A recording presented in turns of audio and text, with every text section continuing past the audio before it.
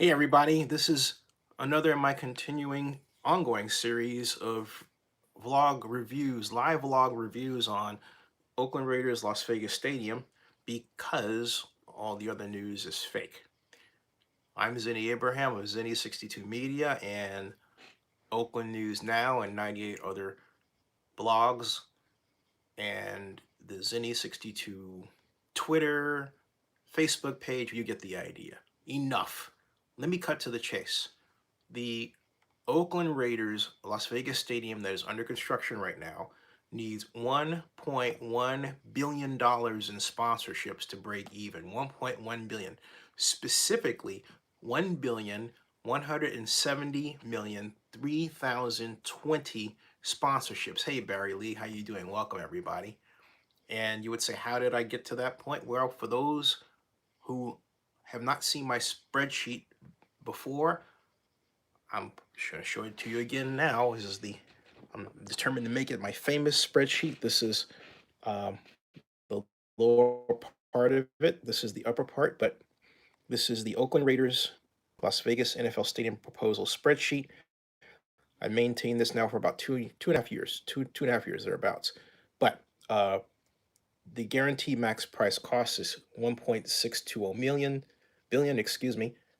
The estimated change orders plus alterations, this is actually an underestimate, 298 million. Land infrastructure on site costs 179.9 million dollars. 100 million for practice facility, another 100 million for contingency. I think it should be higher.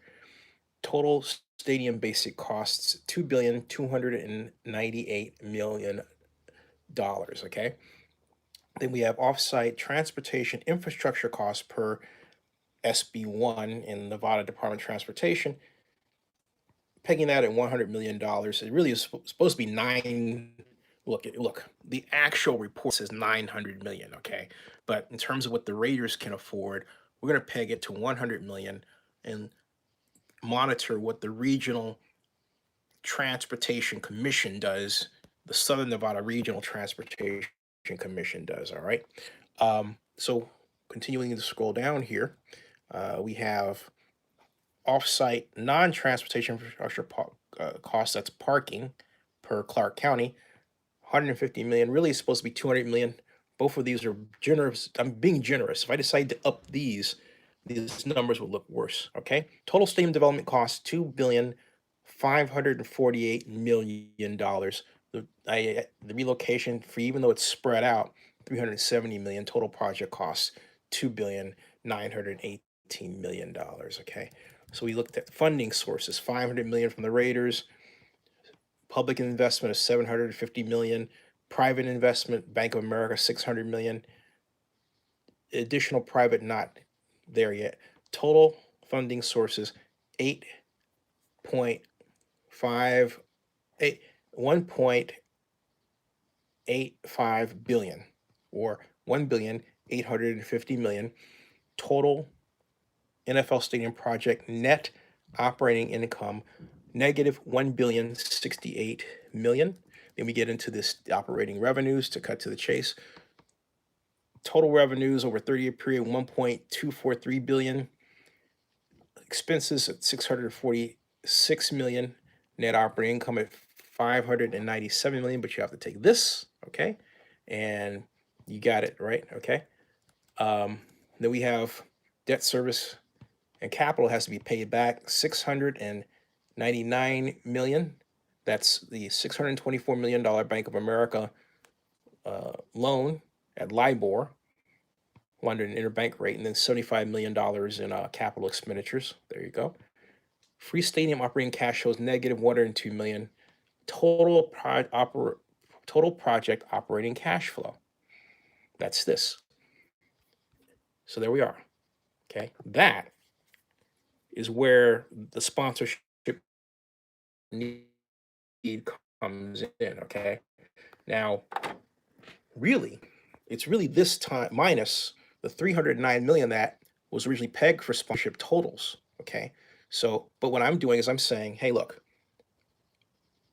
normally in NFL founding partners stadium like the Falcon Stadium or the Viking Stadium will get you over 1 billion. So in the case of the Raiders, peg it at 1.170 billion is what is needed, because that includes this. I'm taking all this as a ball, as one ball of wax. I'm essentially uh, replacing this with this. Okay, put this amount here, and that uh, comes up zero. All right, if we take that amount here, this is at zero.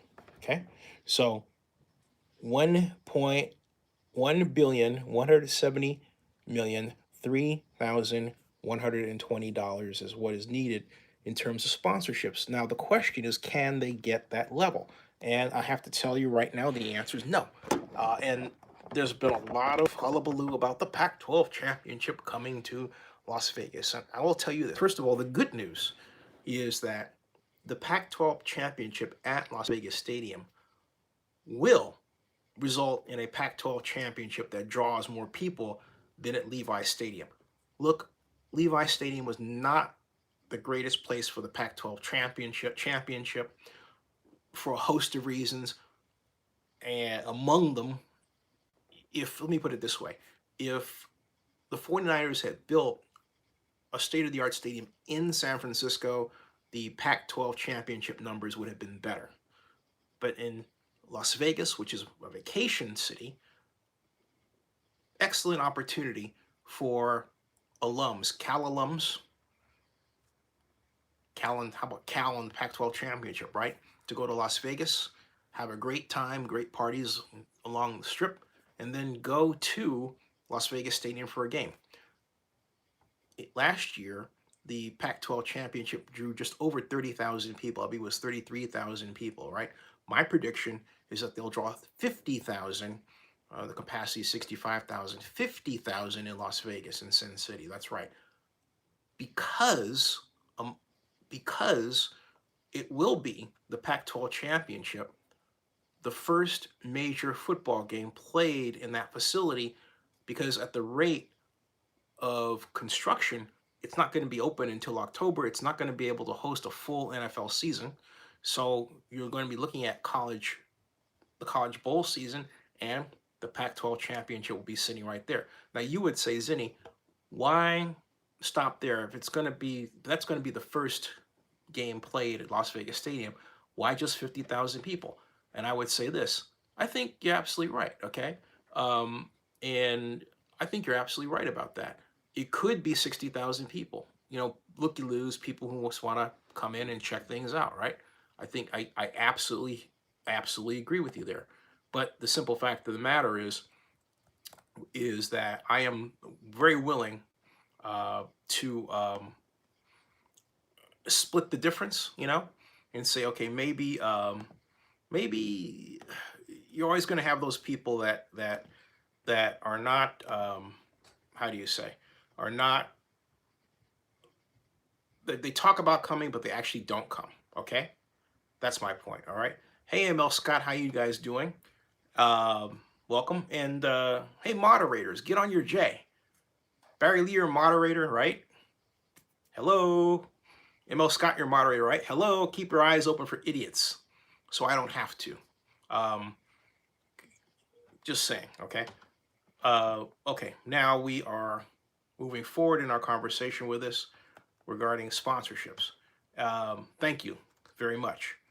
Let me see if I can pop out this. Now,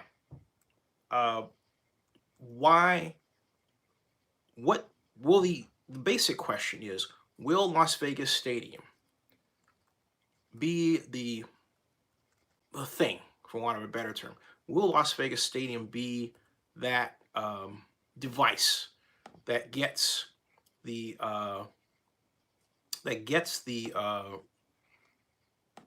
Raiders to the promised land of a high naming rights agreement level of dollars? And frankly, the answer is flat out no. Okay, and there's a reason for that, because first of all, the ratings for the Pac-12 championship have not been great at all. They have been awful. Uh, they were better than they were last year. Okay, they were better than they were last year, and up to by 15%. Okay, but compared to other bowl games, really awful. 3.1 share versus bowl games for the other conferences. Okay, so you're not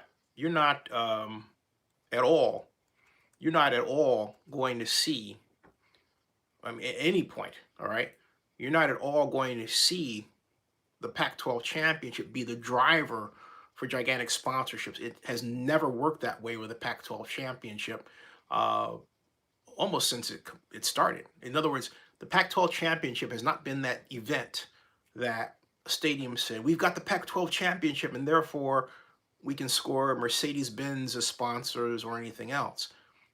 You're not going to get that with the Pac-12 championship. It is better to think of the Pac-12 championship as a significant arrow in a quiver of arrows that gets you sponsors. But here's the problem that Las Vegas Stadium faces: the last, the last, the last, the last. Okay, and Donnie, you missed our conversation yesterday. The last stadium to host the Pac-12 championship was Levi Stadium. Levi only paid $221 million for its naming rights agreement. All right, that is in the Bay Area, which is the 6th largest media market in the country. Okay, hey Jamal, how you doing? So you're not going to have Las Vegas Stadium in the 42nd largest media market in the country land the Pac-12 championship and say, we got the Pac-12 championship away from Levi Stadium, and then say, okay, give us the same level of naming rights agreement. It's not going to work that way.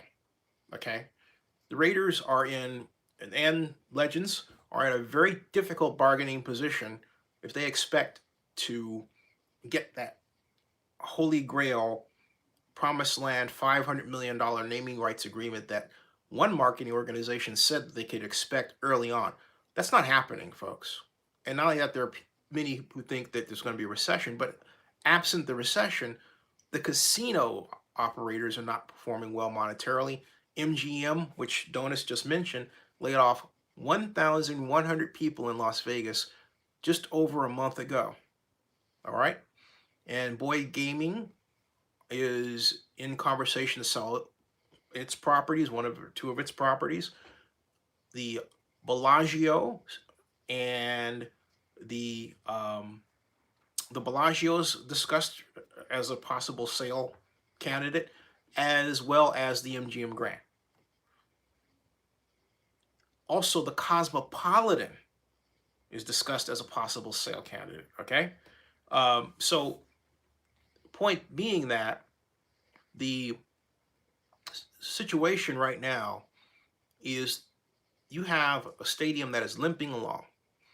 It's slow to be completed. It's missed several deadlines. It has problems with its roof and truss span installation that are being worked out. It had a late arriving steel problem that has been well documented now. Well, not well documented, but documented. And right now, Las Vegas Stadium should have, but does not have, 8 or 10 founding partners. That should have been wrapped up by now. It's not. So you can't say this facility is going to be ready in 13 months and you don't even have the sponsors to show for it. You can't sign up sponsors on that. They were able to get the Pac-12 championship because that falls outside the finish date. Remember October 2020? October 31st, 2020? That gives them ample time to get ready for the Pac-12 championship. But that's why they started shutting up about the NFL. All right? So John Davis says, was it a good idea for the Raiders to throw more money for new suites in the Vegas Stadium?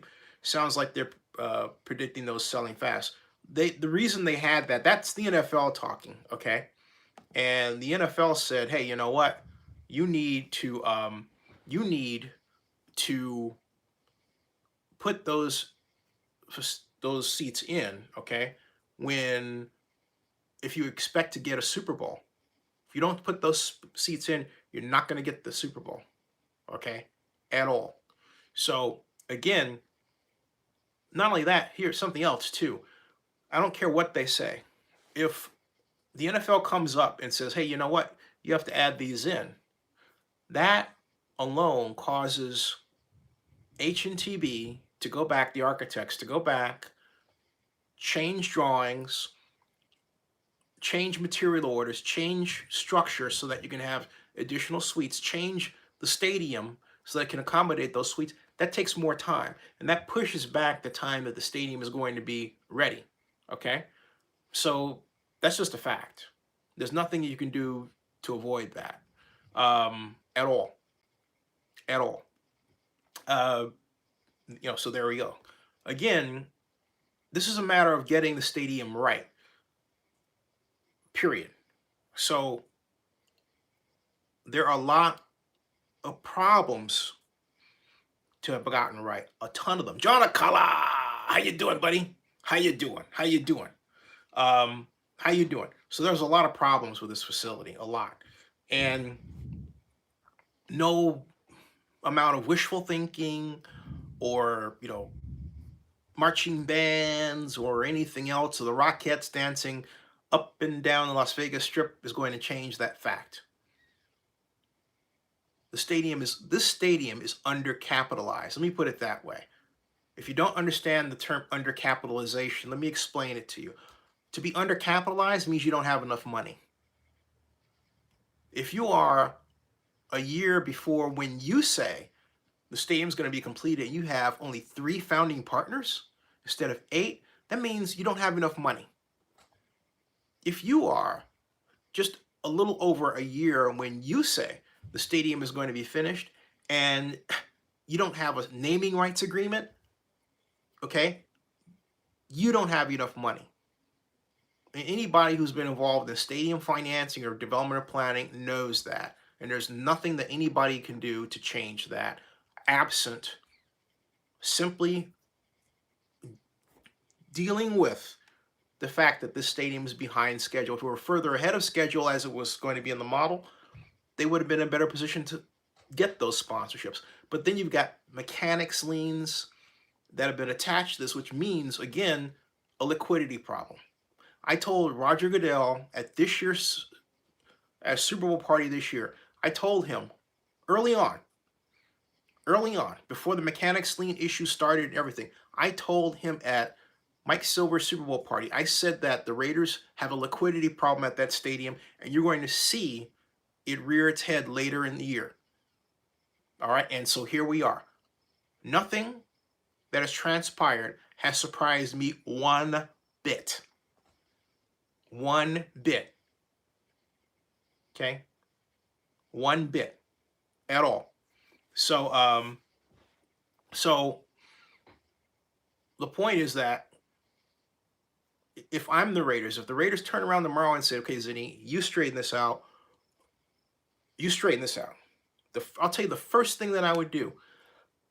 I would go to Governor Sisolak and I would say, Governor, we need to reinstall and establish the tax increment financing zone that was originally designed for the Las Vegas Stadium Authority. Now, what is tax increment financing? Very simply, tax increment financing allows the Stadium Authority to simply go in and collect property taxes within a 25-mile zone, okay? And then use those property taxes for additional bond issues, all right? Okay. So, and by the way, I'm going to say something directly. Dusty, you know what the fuck you're talking about. That's why I'm not that's not why I'm not addressing your questions, because your questions are stupid, okay? Straight out. You don't know what you're talking about. You're not even Dusty. You're a troll. So moderators, get rid of them. I want people here who will listen, because I know this better than anybody else is going to chime in here. And I challenge that person. You want to challenge me, send me an email. We'll go over the list, but not here. This is my domain. If you don't like it, tough. Because I've really had it with the fake news about this project. I have had it. Okay? Period. And it's time for truth. And I've seen enough stadium development. I've been involved enough politically to know when I see a dog that has fleas. And this one has them. And I will say something I've said before, and I'll repeat it again. All right? And it's this. When Sheldon Adelson announced that he was involved in trying to bring the Raiders to Oakland, officially rather than secretively, all right, I thought, and he was going to put so much money at $650 million. He's worth $35 billion. He talked about how that's a rounding error. I thought, you know what? Toast. End game. We, Oakland, can't compete with that kind of firepower. And then it didn't come to pass as it should. They're still involved.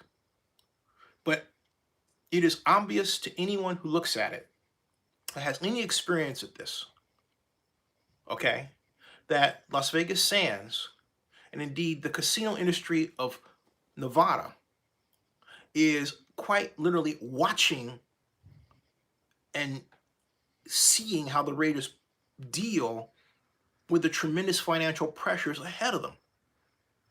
You know, Steve Wynn and the other casino owners, when they showed up to speak on behalf of the Las Vegas Stadium at the Nevada legislature, they didn't write a check. None of the casinos wrote a check.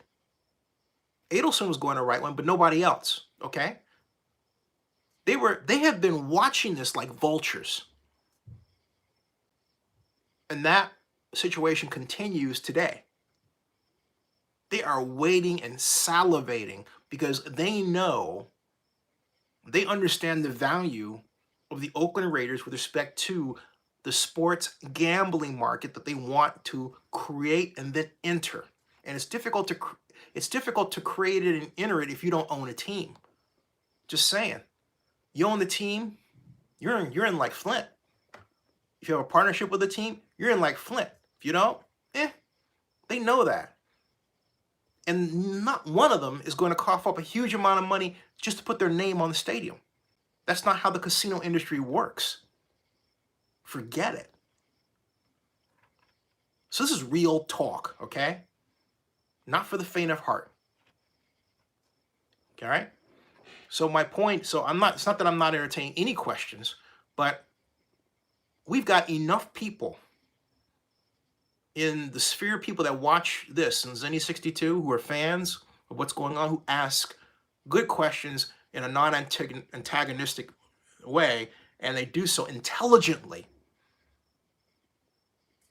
The people who come in here who call themselves Dusty don't do that. They act with anger. Oh, forget it. I'm not dealing with it, okay? At all. Now, onward, because that's a waste of time for the rest of the people here that want to be informed.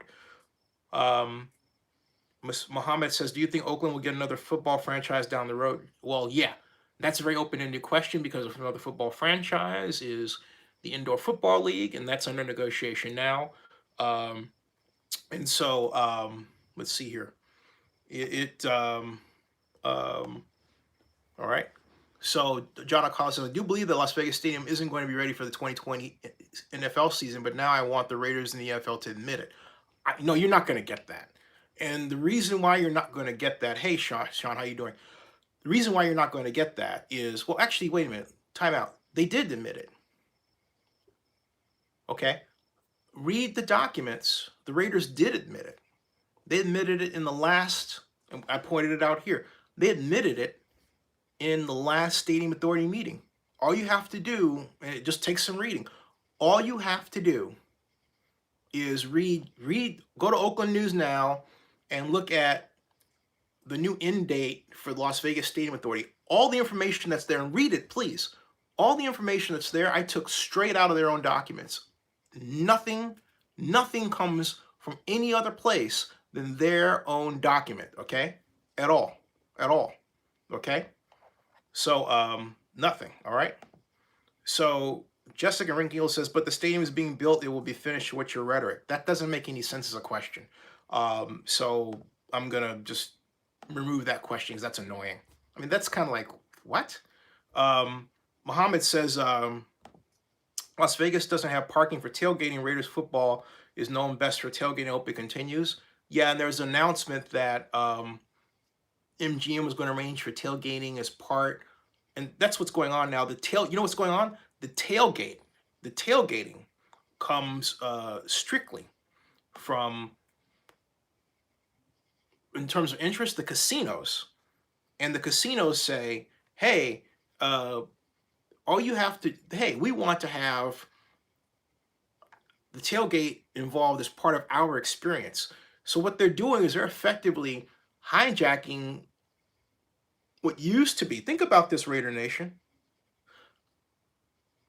The Las Vegas casinos are hijacking the Raider Nation tailgating experience as their own. So now it's going to be packaged. It's going to be certain areas. Undoubtedly, it's going to cost a certain amount. Wow. I mean, we have to collectively watch and see how that unfolds. I personally find that to be scary. Why? Because it's not organic. In other words, tailgating is an organic human experience. It's not this corporate thing designed by marketers to say, oh, you tailgate over here and wear this and do this and buy that, right? No. Tailgate is you bring your grill, you set up in the parking lot. You know what I'm talking about. Do it at the Coliseum all the time. Bad stuff. Okay? Muhammad says, wow, casino owners need to leave the Raiders alone. Yeah, absolutely.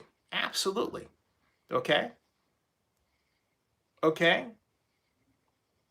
Oh, and so, folks, those of you who say, where do I get my information from? Look, don't you read the Las Vegas Stadium Authority website?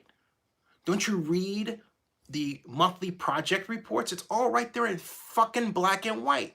And yeah, I said it just like that. Because a lot of people don't have the time to read. I get that, all right? But if you don't have the time to read, at least admit it. Okay? Oh, man, oh man. Sean Watts says, that's not right. They're going to lose fans. Absolutely. Absolutely. Thank you for your B Sports time. Appreciate it, okay? Very much. All right? Thank you very, very much. Okay? Next, we've got, so getting back to the issue of sponsorships. The Raiders, Jamal Mills says the Raiders lost a lot of fans already. Yep. The Raiders have to square the circle of not just signing up. It's not a matter of saying, hey, look, we have 11 founding partners. They have to hit that magic mark of 1 billion in order to help pay for the stadium. That's where they're at. And in order to make sure that they're able to cover their operating costs and free up and therefore not use the revenue they're getting from luxury boxes for anything else. The Raiders, and you would say, wait a minute, the Raiders have already gotten as much as they can from luxury boxes. Actually, they haven't. Okay. And that money, all right, that there's extra money, an incremental amount of money that the Raiders can collect to get better free agents and so on. And Roland Raiders says, if they have lost a lot of fans, why are PSL sales still going strong and not much is left? You mix apples and oranges, although I think that's a good question, okay? There is losing fans impacts merchandise sales for the team. I'm not one to subscribe to the idea that the Raiders have lost so many fans that they're going to be harmed in that way, okay? What I'm talking, merchandise sales are not used, those revenues are not used to build the stadium. You don't want to do that. Because the minute you start cutting into your merchandise sales to pay for a stadium, you got problems as a football team, as an NFL football organization. That money should be used to run the players' side football operations. And it makes sense. Football operations generates on the field performance. On the field performance does what? It drives merchandise sales. Okay? So you want the football operations side to pay for itself. And that's essentially what we're talking about in this instance. So Masar Muhammad says Uber is the perfect match for them moving to LA. Are you saying Uber putting their naming rights on? Why would Uber do that given their current financial struggles? You see, when you start looking around, I mean, if that's the case, then Uber and this is where you need to do your homework. Uber and not SoFi should have been the one under that logic to cough up 400 million or more for Los Angeles Inglewood Stadium. Instead, they didn't. Okay? They didn't. And again, I've said this before and I'll say it again. I said it last night. The Raiders' problem, the reason why I would call for a tax increment financing zone, I would say, Governor Sisolak, I need you and I to go to the legislature and reopen that case, is because the Raiders do not own a single building on the property, okay? Rob Iman, I love it. Rob Iman says, Uber is like asking for Sears to sponsor a stadium. But the reason why I would not ask at all, that I would ask rather for tax increment financing is because of the Raiders' current, we have to call it, the Raiders are having problems getting sponsorship monies. Otherwise, they would have gotten them by now. Okay? Let's just say that. And again, if Uber were able to cough up and wanted to cough up that kind of money, it would have done so by now. It hasn't done it. Lyft hasn't done it. You're not going to see that. Square is not going to do it. You're not going to see that. And there are people who believe we're headed toward a recession as well. I certainly hope not. Rob Iman says Davis may need to sell ownership stake to cover stadium costs. Exactly, okay? Tito says, what's your take with the city of Oakland denying the lawsuit? Been no lawsuit denial, Tito. What you're trying to ask me is what is my take on the 45 days given to straighten out the argument. That's standard pro forma. My thought basically is there needs to be a greater focus on breach of contract than antitrust. I think the argument's a little esoteric, but the judge is giving them time to work it out, and the judge could very well extend that time even more. Don't be surprised if we walk in the court, arguments are given, and then Sparrow gives them even more time to flesh out their argument. That could happen. Okay, don't be surprised. All right. So don't be one of these people that's looking for a quick slam dunk, like, oh, they're going to get rid of it. No. All right. You're welcome, Tito. Thanks for the question. Appreciate it. Now, getting back to the matter of, tax increment financing. John Davis says, didn't the NFL change its stance on gambling? Yes. And will the Raiders use that in the Vegas Stadium to boost on income? Yes and yes. The question, however, is when is it going to get done? Okay? And that's why, I mean, look, this stadium's moving along. It's got to be finished. You just can't wait forever and say it's going to happen. But then again, let's think about what that means. If it means, and it does mean a roughly doubling of value of the Raiders from, say, 2.4 to 4.8 billion dollars, and it does. The question is, all right, that's on paper. That's not actual product. The question is, when you know that money is out there, you need to get it by partnering with a gaming specialist. That organization is going to want a piece of your pie. It's going to want a part of your hide. It's going to want what Mr. Adelson wanted. A percentage.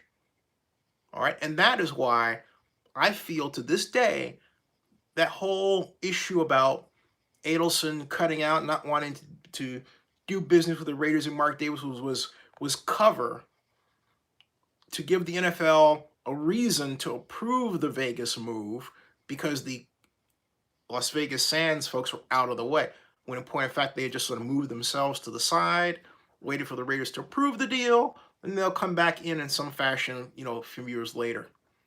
That's the smart way to play that. And I believe that's what they did. Okay? I believe that's the smart way to play. And see, a lot of you don't understand me. A small group here that does, but a lot of you don't. If this thing were done right, I would be singing its praises. And on those few occasions when something went right with this project, I've sung the praises of the people involved. But that has not been a lot. And again, I go with this. This is my basic premise. If you're going to take the Raiders from Oakland the way that was done, which I hold is illegal, at least have your act together when you do it. That's what I'm saying, okay? I'm not one of these folks that believes that just because a person has a title, they know what they're talking about. And I have but one example to prove all of you wrong who think that titles matter. It's called the Challenger. All right? I can name more.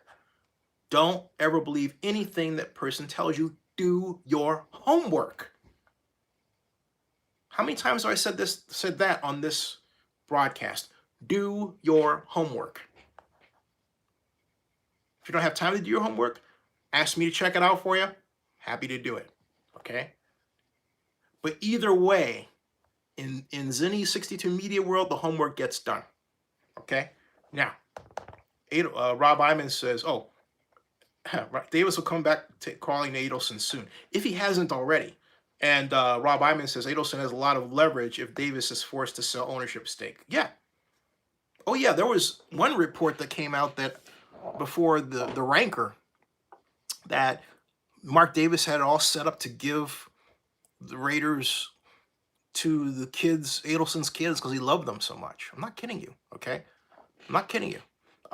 Sean Watson asked, do you think Mark Davis is having so much problems because nobody respects him? No, I respect Mark Davis, okay? So I respect Mark Davis. A number of people that I know respect Mark Davis. I think, you have to remember something. Mark Davis created the Raider image. When the Raiders were in LA, down there, I believe in El Segundo, okay? He created the Raider image. The Raider image stores were his baby, okay? That was a great idea. Mark, I haven't had a chance to talk with him. Well, I have had the chance to talk with him, but Mark, I'll just say that Mark does not handle his relationship with me the way he should, the right way, okay? And by contrast, Jerry Jones does. All right? So Jerry Jones does, the late Bob McNair does, Commissioner Goodell does, Wellington Mara. I can go down the line. Steve Tisch, I can go down the line, okay? I've got all these NFL owners here that I can have great conversations with about business, and then there's Davis. And I'm not saying I've had these long, extensive conversations with every one of them, but some I have, like Roger, okay? But not Mark. I tried. Point that I'm making is that doesn't mean that I'm going to criticize him because maybe he has some issue with me. That's one thing. You can have an issue with me, but if you know what you're talking about, I'll say, you know what you're talking about. Fine. I love Jed York. Rob Iman asked me how my relationship with Jed York has been. I love Jed. Jed is absolutely incredible. Okay, absolutely incredible. And so thanks, Tito. And Jamal Mills asks, I have a question. Do you think that it was important to have city leadership who connects and understands that sports teams are important for the city and the reason why Oakland lost 2 teams? Let me rephrase that.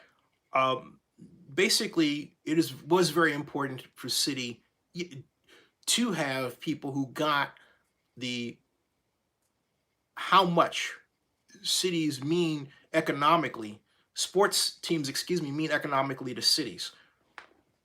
In the Atlanta metropolitan area, I don't know a single metropolitan area that gets sports' economic development better than the area that I'm in. But I will tell you, I'm going to tell you, I'm going to tell you where Atlanta runs the danger, in Georgia, runs the danger of falling short. If they don't get off their butt and get a plan in place to take advantage of the nascent but growing sports gambling industry, they are going to be on the outside looking in. There is so much rich sports property around here. It's not funny. You got Atlanta United. You've got the college football scene, the bowl scene. You've got the golf scene here. You've got women's basketball. I mean, this place just oozes great and greatly ran sports organizations. But from a monetary perspective, they're going to be on the outside looking in if the state of Georgia does not overcome its issue with sports gambling. All right. So, and Rob Iman just called it. Yeah, Arthur Blank is the gold standard of NFL owners. I love Mr. Blank. And so Rob Iman says, Jamal Mills asked this. He says, when Kasim Reed, who was the mayor of Atlanta, was instrumental in getting the Falcons' new stadium, Atlanta United and Braves getting new stadium. He was very instrumental. And I thought Kasim did a masterful job in balancing the needs of the community with the needs of the Falcons in a way that didn't piss off either group for long term. Kasim got it done. Kasim Reed does not get as much credit as he should. Okay. He does not give as much credit as he should. Rob Iman says Davis' reputation may be an issue. I think that's changing. I think Mark has really repaired the Davis family reputation in the NFL. All right, I'll give him that. I think you'd be foolish not to. John Akala says, doesn't Carol Davis have any say-so in the matter with Vegas, or she's also part owner of the Raiders? Mark's mother leaves things to Mark. And out of respect for Mark, and that's the way it should be. I'm sure he goes to her for advice. Corey Brown says, hey, Corey, how you doing? Corey Brown adds, it would have been nice to host a Super Bowl and a College Bowl at a new Oakland stadium. Are you telling me about it? But here's the thing, okay? And I promised everybody I was going to do this, and folks, I apologize for dropping the ball. Remember when we had the conversations about the talks between the NFL and the NFL Players Association that are ongoing right now around the collective bargaining agreement? I said I was going to follow up on where those were. I did not. I put the focus on Comic-Con, rightly so. That's a key part of my business, but I will refocus back on it, I promise. Now, Mr. Breckeridge says something about there only be 6,000 permanent jobs with an average salary of $3,800, according to Nevada politicians' report on the stadium. That is crazy. I will tell you that I haven't seen that report. I would challenge it if someone quotes an average salary of $38,000, because nationwide, the average salary for stadium jobs is $68,000, not $38,000, $68,000. So whoever came up with that, if they came up with that and produced those numbers, okay, and I question that, didn't do the right job. They didn't do a good job. They didn't get the right information. That's wrong. As far as 6,000 permanent jobs, here is the other problem with that. See, it's not permanent jobs. It's direct and indirect. And you would say, what do I mean? It's like this. Let's say you and I run a concession stand in Las Vegas Stadium, right? All right. We make hot dogs, okay? So, you make the hot dogs, you sell the hot dogs. You sell the hot dogs at what? $5 a head. That's not bad. Foot long for $5. $5 foot long, right? So let's go with that, okay? So I'm sorry, I'm just at any rate. Sean Watson says, I forgive him, you're a busy guy. Did I miss something? At any rate, John Davis says now he wants a hot dog. That makes two of us. All right, we make hot dogs. We make the best in Atlanta, okay? We make the best in Vegas. We make the best hot dogs, okay? Here's the thing. $5 expensive for a hot dog? Come on, Jamal. These are great hot dogs. Foot-long Polish, man. Come on, you can't get better than that. All right, my point is this. is look, okay? We are employed directly in our business. It's me, you, we've got another person that's working for us part-time, all right? That's 3 people, maybe 4 people, okay, fine. But when we purchase all the stuff that we need to go on the hot dog, that creates jobs for the people that make the buns and everything else. And we have a rule: we're going to buy locally, right? We're not going to get buns that were delivered someplace else. We're going to get the ones that are made right in Vegas. We're going to look high and low for the person that makes local buns, and we're going to buy them from them. So let's say that person, that equals 2 more jobs, right? So now you have the direct jobs, which are you and I and the other person, and then the indirect jobs. So the question is, how many direct jobs are there? And then how many indirect? You take those, you add them together. That's more than 6,000. That's more than 6,000. But still, in the scheme of things, even at 6,000, if I'm not mistaken, it would be if not then one of the largest employers in the state of Nevada. Okay, keep that in mind. That's what I'm saying. I mean, play the numbers fair. If you play the numbers as they are, regardless of the subject, you will have a full picture of where the stadium is at: the good, the bad, and the ugly. So Rob Iman says UNLV is now going to be investing a lot more money in a football program to try to enjoy the Pac-12 one day. Yep. And so basically, it's 1:43. I'm gonna close this out. Corey Brown says Toronto Baking makes buns, a Chicago-based bakery, but have a newer facility in Henderson. There you go. Corey Brown has just established he wants to go in the hot dog business with me. All right. So let's see here. We've got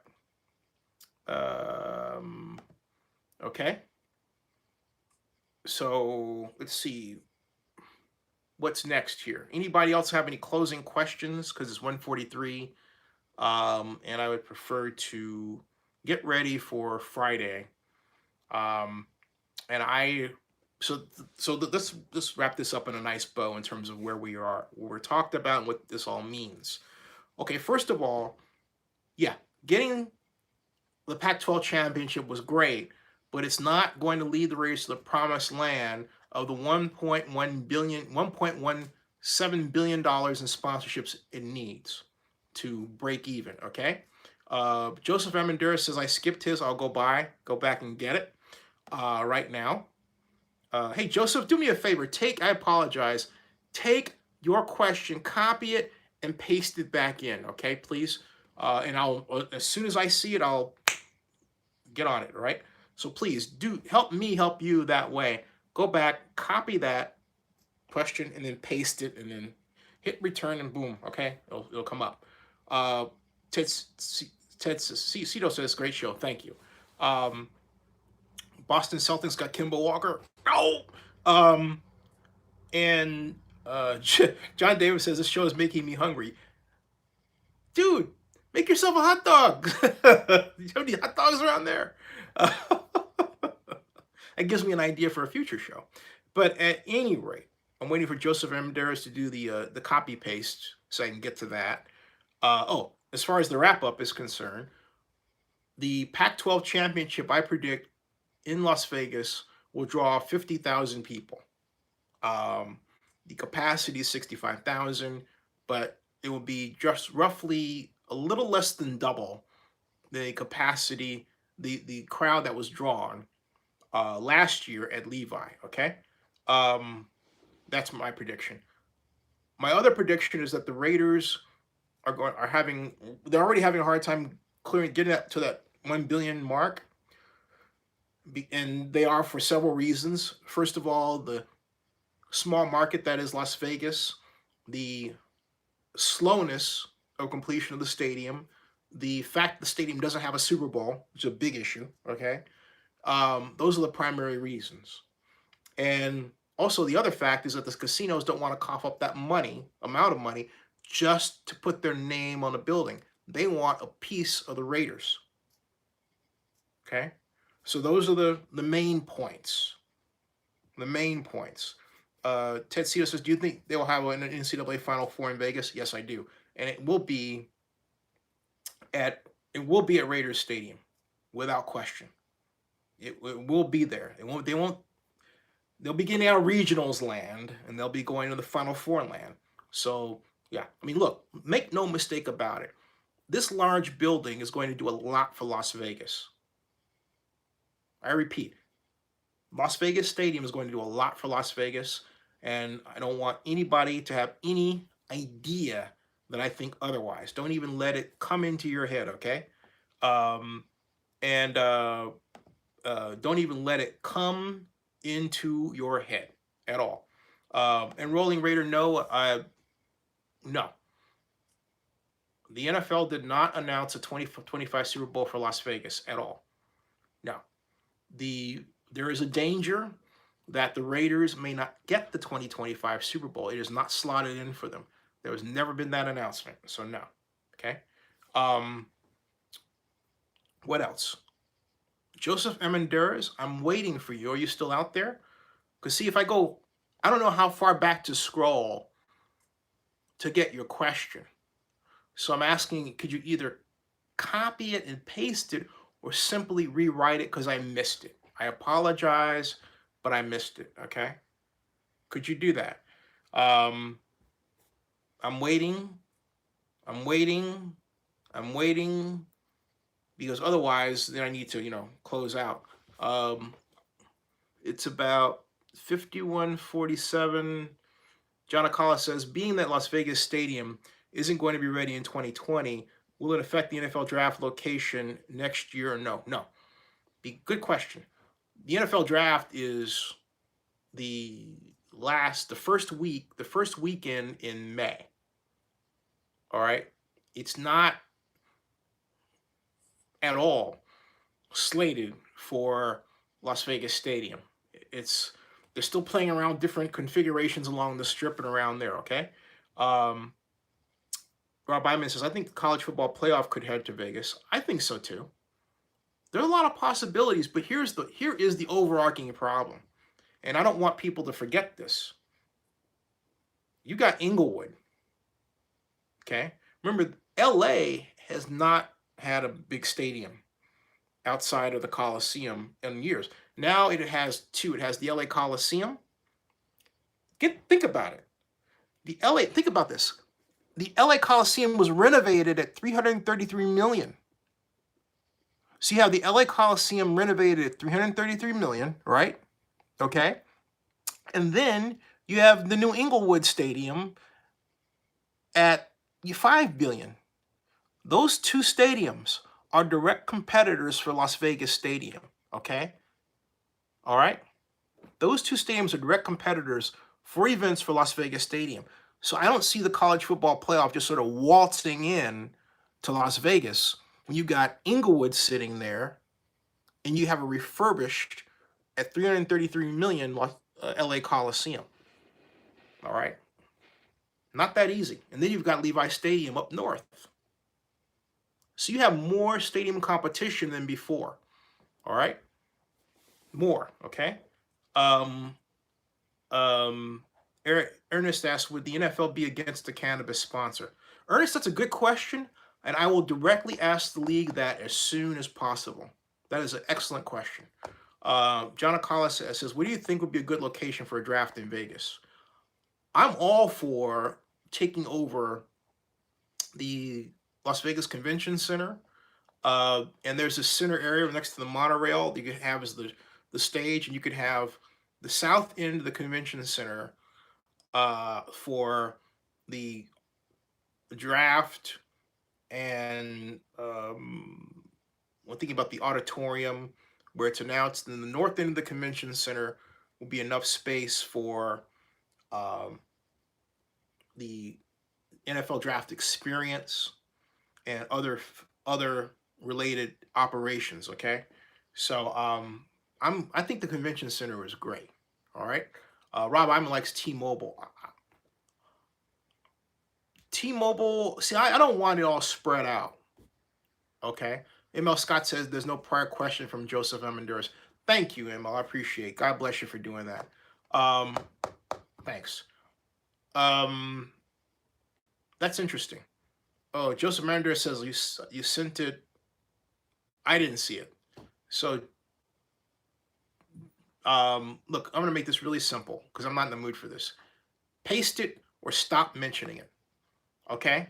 That is freaking annoying. ML looked, he didn't see it for you. All you had to do was rewrite it and you didn't do it. The fuck are you doing, man? Don't do that. Yeah, type it again. I mean, come on, man. You know better than that. And you can tell I'm not in the mood to really frick around right now. So don't do that. Well, no, I'm sorry, Joseph, but it's just like, the reason why I got so upset is because I'm thinking, no, man, you're not going to do that. Not you, right? Somebody else I don't know. I was like, but you? No, don't do that. Just type it in again.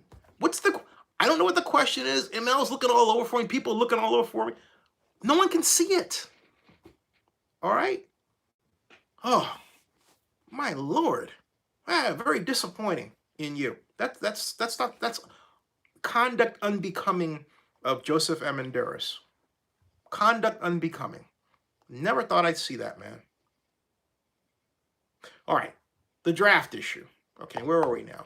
It's 1:52. I spaced all this time out waiting for Joseph's question I didn't get. All right, so we will be back on Sunday, and I want you to mark your calendar for this coming Wednesday at 7:30 Pacific, 10:30, because I'm having a special guest. My dear friend Amber Devlin is the head of an effort called Quit Plastic Vancouver. And she has this Facebook page. It's 222 members. I got an eye-opening from her regarding how pervasive plastic is in our society. Things that you may be aware of, I didn't know, and how we can take steps to reduce plastic in our lives, and for good reasons. So I'm going to remind you of this again, but 7:30. Tito, I don't have a Facebook for this. What I'm going to do instead of Facebook is I'm that close to finishing a social media site on Oakland News Now for my fans, because I'm tired of, oh, it's Facebook or it's Twitter. So, Mark Zuckerberg gets the money or Jack Dorsey gets the money. I got my own business to build, nothing against them. But hey, business is business, all right? All right. I'm going to sign out. Joseph Amenderis, I apologize for not asking the question from you I never saw. All right. Good night, everybody, and thank you, as usual, for chiming in. We'll be back Sunday at Sunday at 11 o'clock. And Joseph says, thanks for waiting for me, though. You're welcome. Good night, everybody. Good night. I will see you all Sunday. And I'm going to post regularly. I still have Comic-Con. I still have Comic-Con videos. I still have Comic-Con videos to post, all right? So Corey Brown says, Oakland should get wise and shift focus to lobbying for a new NFL team. Let's take that up. See you guys. Good night. Good night. Take care. See ya. See you guys and gals. See ya.